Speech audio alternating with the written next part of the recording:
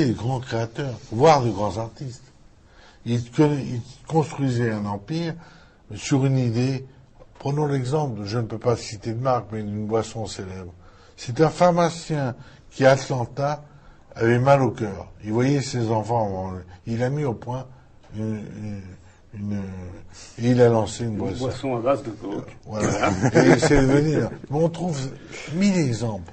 Quand je dis que la grande aventure moderne, ce n'est pas descendre le Kilimanjaro en ski, mais c'est de créer une entreprise en pleine crise en Belgique, c'est vrai que c'est ça la grande aventure. Ça n'est pas... Et on a perdu, aujourd'hui, tout rapport avec l'homme, les idées, la création, les artistes, le sens artistique. D'ailleurs, regardez, quand dans une société, il y a quelques années, vous disiez, quel métier faites-vous? Moi, je disais, je suis romancier. On me disait, mais c'est un métier de clochard. Ce qui, malheureusement, était en partie vrai. Et moi, j'ai transformé ce métier à l'époque, comme dans un western, en lançant dans le monde entier ce que j'ai fait et en gagnant des millions d'euros, comme un industriel. Il l'a fait.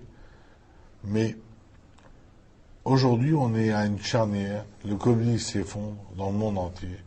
Et à mon avis, le capitalisme suit. Donc, ce communisme et ce capitalisme qu'on retrouve donc dans Le Roi Rouge, le roman que vous avez publié l'année dernière, vous avez demandé si vous n'alliez pas avoir d'ennui avec toutes ces révélations. Alors, a posteriori, 11 mois après. J'ai des ennuis depuis que j'ai 16 ans. Ah, c'est pas nouveau, d'ailleurs. On en a largement parlé souvent. Le Roi Rouge est une histoire à 80% vraie.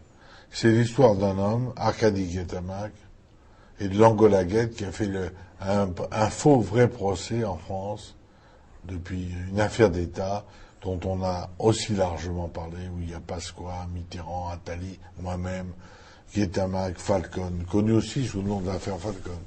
Le juge Courroy, qui s'appelle Cordelette dans le roman. Bon, il est évident que j'ai raconté dans Roi Rouge un peu ce qui s'est passé en ex-Union soviétique, quand le mur de Berlin s'effondre. Tous ces gens qui sortent de nulle part et qui deviennent des nouveaux riches, mais là où il faut 10 générations en Belgique, comme Abramovich, par exemple, que j'ai très bien connu, que je connais très bien. Bon, il y a dans Le Roi Rouge une histoire vraie. Alors ça n'a pas fait plaisir à tout le monde, j'ai même reçu certaines menaces, mais ça me fait pas peur. Ça me faisait peur avant, maintenant j'ai passé ce stade. Alors après avoir pris des nouvelles de certains oligarques, Niki va nous donner des nouvelles de quelqu'un que vous connaissez bien, c'est Mylène de Mongeau. Oui, Mylène de Mongeau qui publie avec le docteur Isabelle Sokaloff Le Piège chez Flammarion.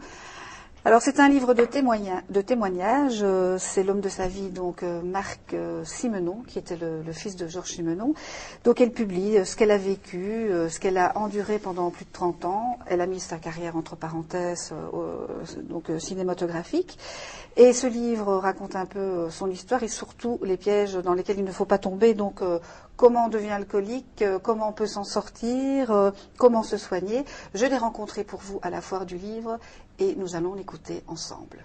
J'ai essayé d'expliquer aux gens, d'abord grâce à Isabelle, on a toutes les deux, en faisant une conversation de femmes très très libres autour du problème de l'alcool, on a essayé d'évoquer tous les problèmes, parce que les gens n'arrêtent pas de me dire comment devient-on alcoolique, quelles sont les prémices, de quoi il faut se méfier, donc tout ça on leur donne des clés. Mais là où je voulais, j'avais besoin de m'exprimer, c'est que mon mari, Marc Simenon, donc le fils de Georges Simenon, qui d'ailleurs lui-même était un très gros buveur, on peut même se demander s'il n'était pas légèrement alcoolique, mais comme il avait un caractère de feu de Dieu, quand il sentait qu'il était sur la frange de basculer dans quelque chose de plus grave, il s'arrêtait net et il restait 2 mois, 3 mois sans boire une goutte d'alcool. Et puis quand il était bien nettoyé, si on peut dire, il recommençait. Bon, Marc a dû certainement dans son subir une hérédité. Je pense que dans tous les facteurs d'alcool, il y a aussi une hérédité, une vie très ballottée, très bousculée.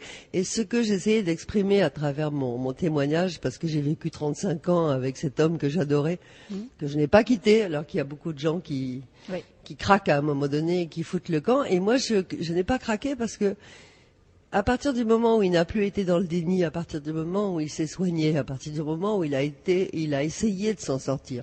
J'ai vu un homme qui souffrait beaucoup de sa maladie. Oui. Et c'est pour ça que j'étais à côté de lui, parce que, évidemment, je souffrais aussi de sa maladie, parce qu'on est deux à souffrir dans ce genre d'expérience. Mais je trouve très beau que quelqu'un souffre d'une maladie, essaye de s'en sortir, et puis le piège est qu'on n'y arrive pas. Voilà, Mylène de Mongeau, donc le piège, l'alcool n'est pas innocent, qui vient de paraître chez Flammarion. Je vous rappelle comme toujours que l'intégralité de nos rencontres, vous pouvez les regarder, les écouter sur Liberty Tube. Une expression que tu détestes, c'est sans transition aucune, puisque nous passons de l'alcool au livre pour enfants. Alors, c'est aussi une drogue, mais c'est pas la même. Celle-ci, donc, c'est toujours dans les éditions Baliverne, donc les coups de cœur que j'avais rencontrés à la fin du livre, c'est Camille Crocodile. Vous aimez les livres pour enfants, Paul Wuselizer? Beaucoup, parce que celui qui n'est pas un enfant ne rêve pas. Et vous? Moi, j'adore, et encore dernièrement, j'ai été contacté par LOL, qui est un langage d'adolescent, etc. Oui, LOL, c'est un mot. Et ça me fait énormément plaisir, donc je vais faire quelque chose pour eux, quoi.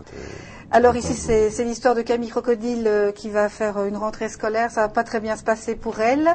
Et comme toujours, chez Baliverne, ce sont des choses très colorées. Hein. Je ne vais pas dire comme les tableaux de Georges Kitty, mais ça donne de la bonne humeur. Oui, Rohan Kitty, oui, je me trompe. Ou Frecht, hein, c'est la même chose. Donc c'est très coloré, ça donne envie, ça donne de la bonne humeur, c'est très dynamique. Et les petits personnages sont vraiment adorables. Alors voilà, Camille Crocodile et sa maman. Et vous avez comme ça toutes ces pages bien remplies, hein, donc tous les dessins, les illustrations en pleine page. Voilà, et donc c'est les éditions Baliverne. J'enchaîne avec Alice Jeunesse, qui est aussi une maison d'édition belge, parce que nous avons pas mal de maisons d'édition pour les enfants. Nous avons des talents. Voilà, et ça pas des talents cachés, parce qu'ils existent quand même depuis quelques années. Et là, c'est l'histoire de la course à la poule, et c'est évidemment encore des crocodiles, parce que moi j'aime bien les crocodiles, ils vont courir après cette petite poule, parce qu'elle a volé une trottinette. Là aussi, les illustrations sont magnifiques, plus dans les tons pastels.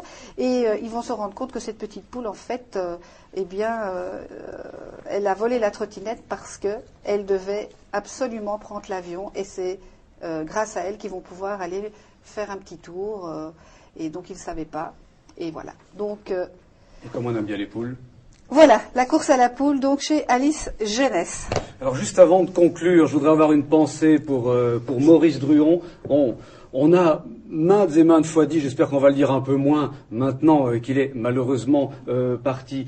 C'est une personnalité qui a parfois été un peu contestée, il avait une façon de parler un peu directe. Très direct. Oui, mais on l'a aussi dit beaucoup sur Jean-Paul Sartre. Je crois que maintenant qu'il est parti, plus personne ne le souligne. On gardera de lui évidemment énormément de romans, mais et ça restera, je crois, surtout les Rois maudits qui ont été réédités chez Plon suite au remake de la série qui avait été diffusée en télévision il y a 1 an ou 2, je crois, tout juste, oui, il y a pas longtemps. Messieurs, merci. De la plume au pinceau, donc un écrivain, un peintre. Cette exposition donc aura lieu, je regarde pour ne pas tromper, à Dolce la Hulpe. Le Dolce de la Hulpe. Au Dolce de la Hulpe. Donc la Hulpe, c'est tout contre Bruxelles, oui. Dans l'approche banlieue, bien sûr, très vert.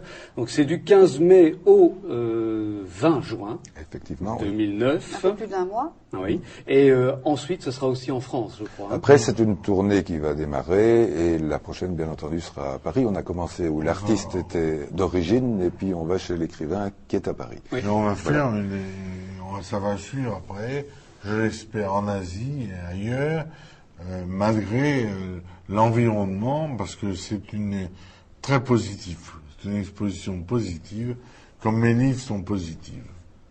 Je reçois des milliers de gens par année qui me disent « Grâce à toi, on s'est ruiné. Grâce à toi, on a fait fortune. » Voilà. On a créé une entreprise. Et on va terminer sur une petite anecdote, un extrait d'interview de Rohan Kitty que j'avais lu, qui se rapporte à votre rencontre. Je lui avais fait cadeau d'une réalisation inspirée par le livre Monet. Je lui ai dit, un peu gêné, « Ce n'est qu'une petite toile. » Il m'a répondu avec beaucoup d'autodérision, « Ne vous inquiétez pas, je ne fais que de petits livres. » Mais je vais vous dire une chose, pour terminer sur une note humoristique. On a cambriolé mon bureau il y a 8 ans. Et cette fameuse toile a été le seul objet volé dans le bureau. Comme quoi, c'est pas mal pour lui. Messieurs, merci beaucoup. C'est nous qui vous remercions. Rendez-vous donc très bientôt à Bruxelles, à la Hulpe, jusqu'au 20 juin. Ouais. À bientôt. Voilà.